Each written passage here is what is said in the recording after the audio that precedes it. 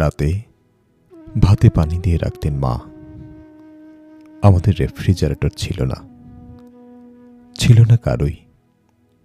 এ গায়ে ও গায়ে, এ পাড়ায় ও পাড়ায় আমরা তাই কাক ভরে উঠে পান্তা ভাত খেতাম।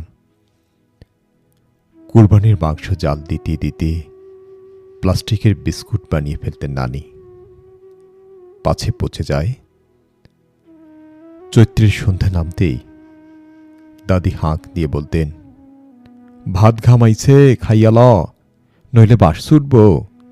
এই গরমে পচন ঠেকানো যায় কতক্ষণ।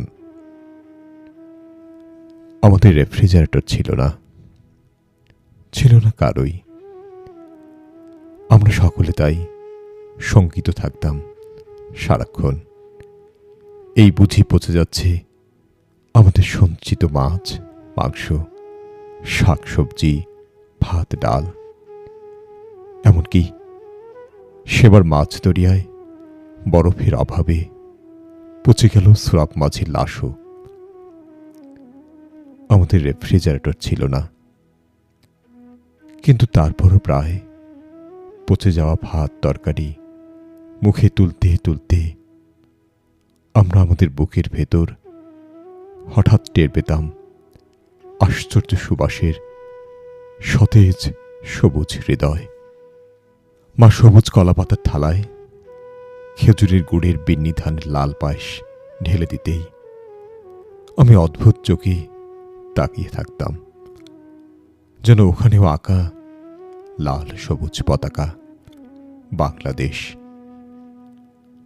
দেখে বুকের ভেতর হঠাৎ স্পন্দন তুলে সৌরভ ছড়াত মন।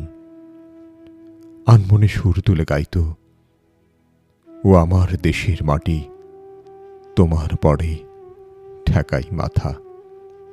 কিংবা মাতুর বদন খানি মলিন হলে আমি নয়ন জলে ভাসি। কিংবা সবকটি জানালা খুলে দাও না, আমি গাইব গাইব বিজয়ীর গান। ওরা আসবে চুপি চুপি, যারা এই দেশটাকে ভালোবেসে দিয়ে গেছে প্রাণ। আমাদের তখন রেফ্রিজারেটর ছিল না। এ পাড়ায় ও পাড়ায়, এ গায়ে ও গায়ে, কোথাও না। আমাদের ভাত তরকারি, শাকসবজি, মাছ মাংস, এমনকি সোরাব মাছের লাশও পচে যেত।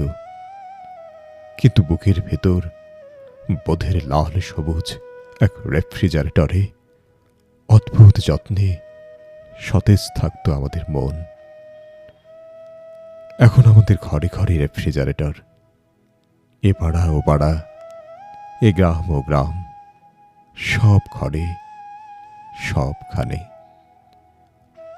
আমাদের শাক সবজি, মাছ মাংস, ফলমূল আজকাল আর পচে না।